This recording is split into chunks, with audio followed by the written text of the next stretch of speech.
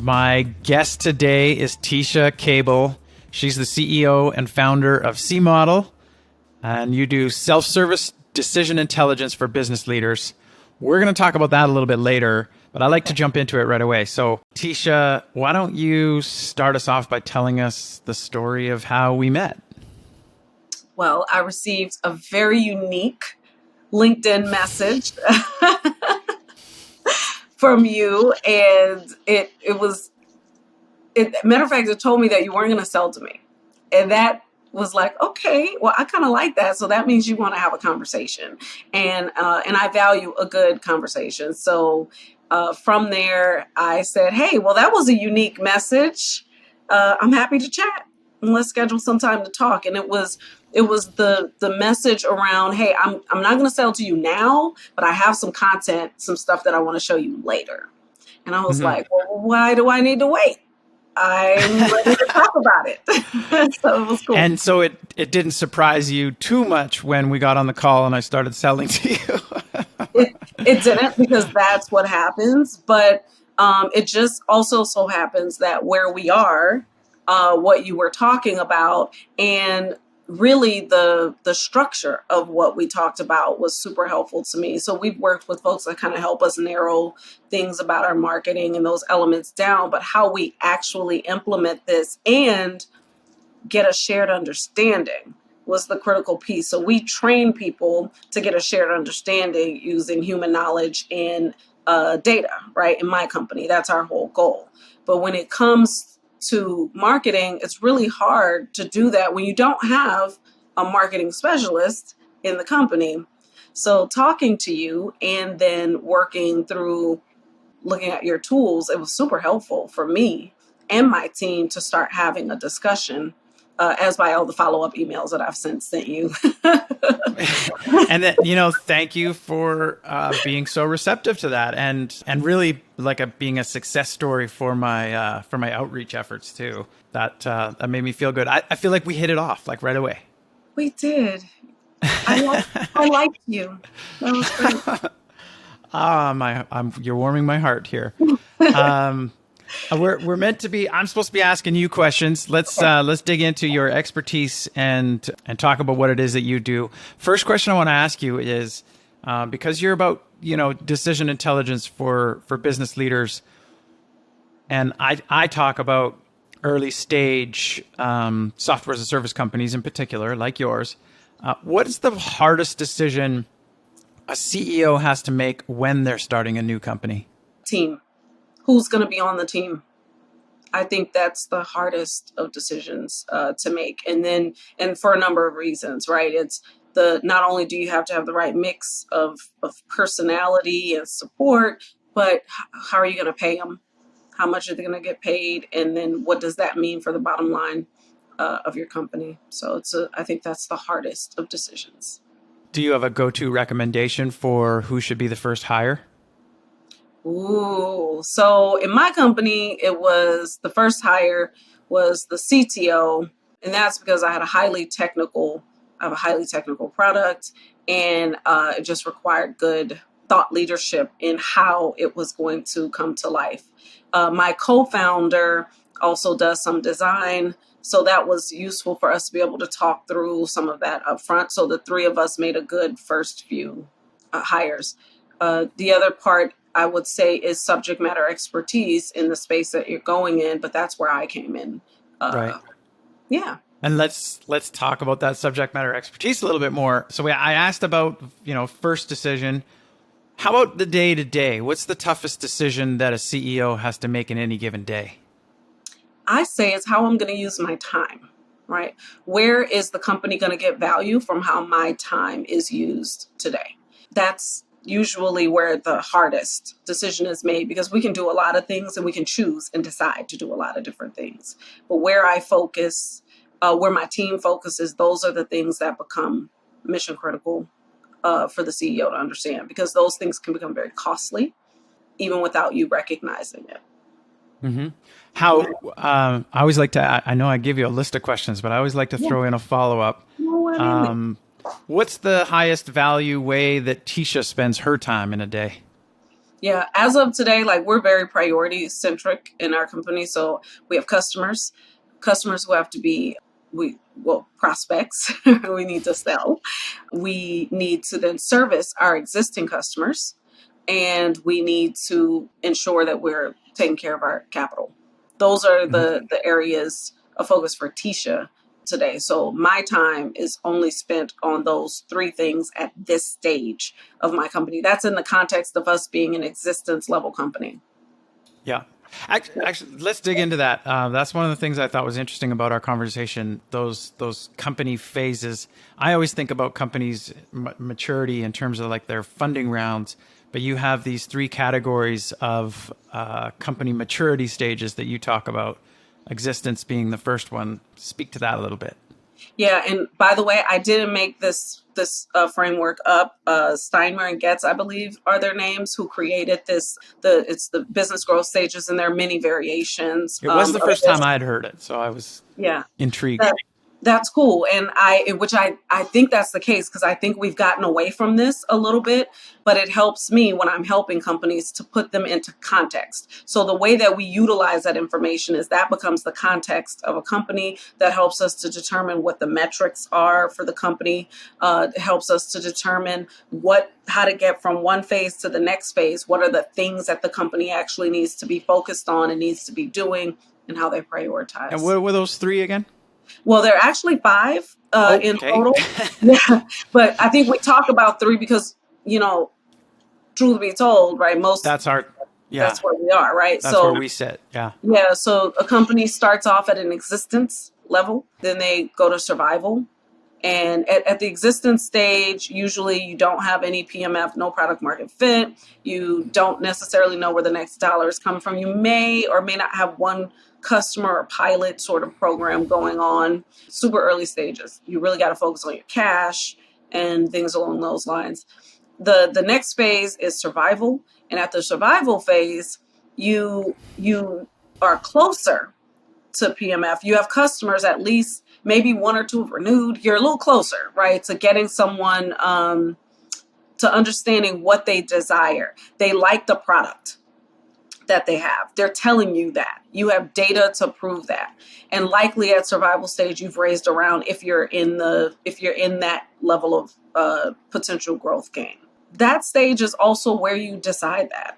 Am I going to be a small business or am I going to be some high growth company?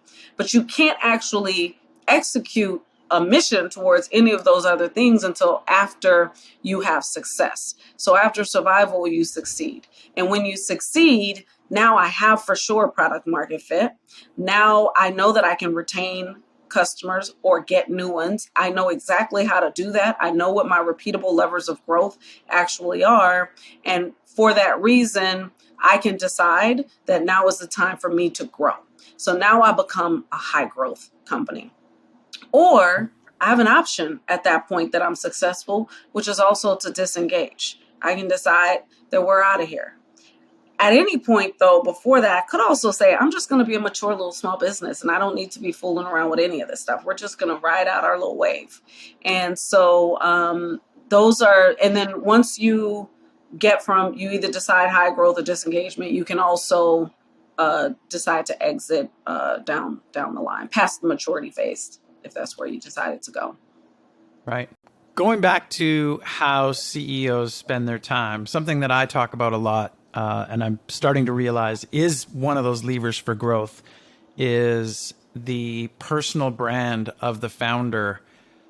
Do you think that a founder or CEO should worry about building their personal brand? And if so, why? I think it depends, and it depends on the company's brand.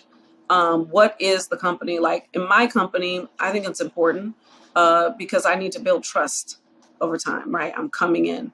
If I had a B2C product that didn't rely on me as a face, then I would say no. Then it's all about the company's brand. So I think that it really depends on what the company's offer is and who they're selling it to.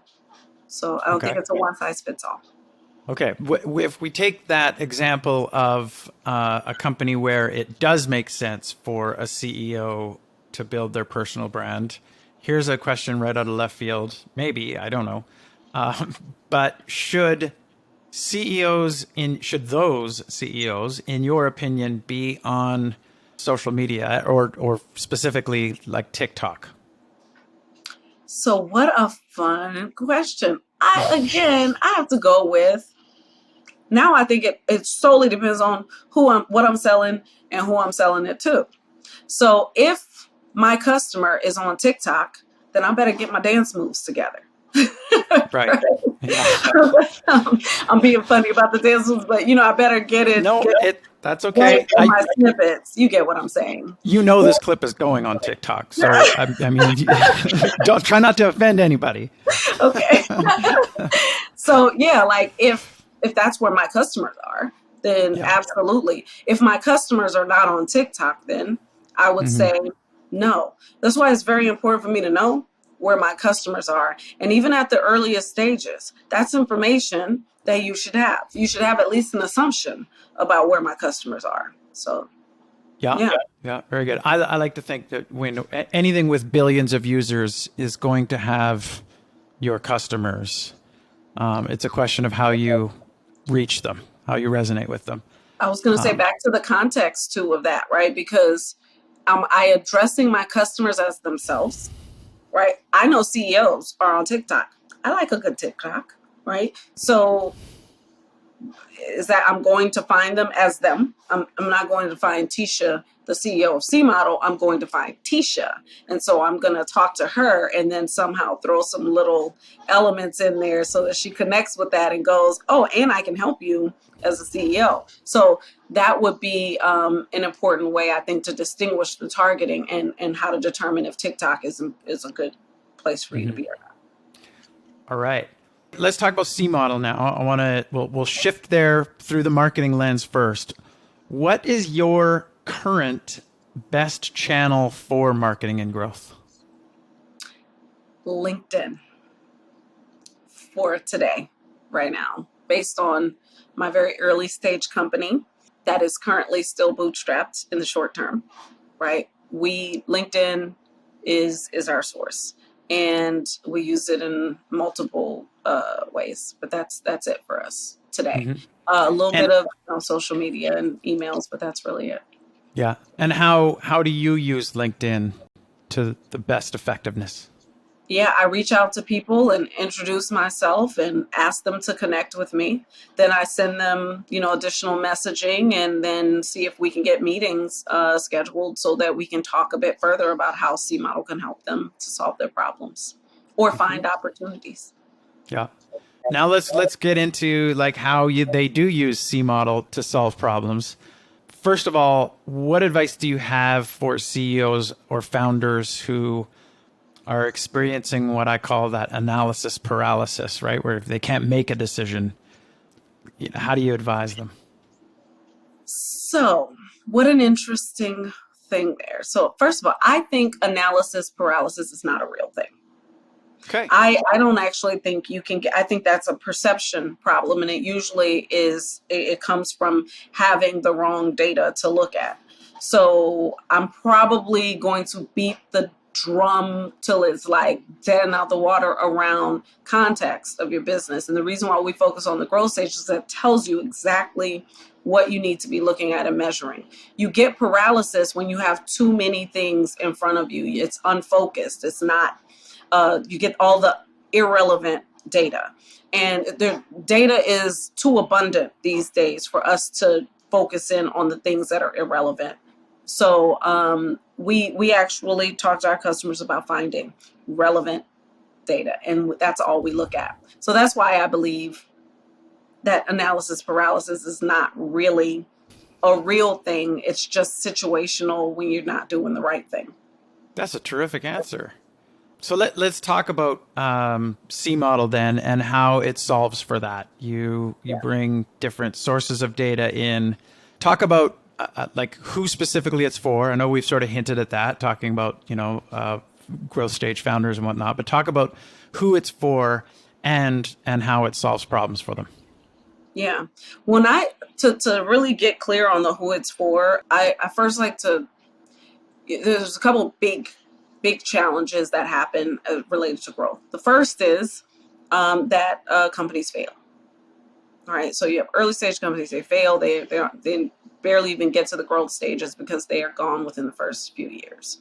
The second is or companies further down the line, they end up getting stagnant and they can't grow.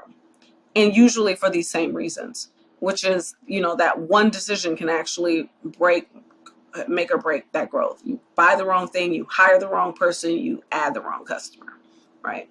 So those things, we want to come in and help companies to be able to know exactly where they are so they can accurately measure their business performance and make better decisions faster.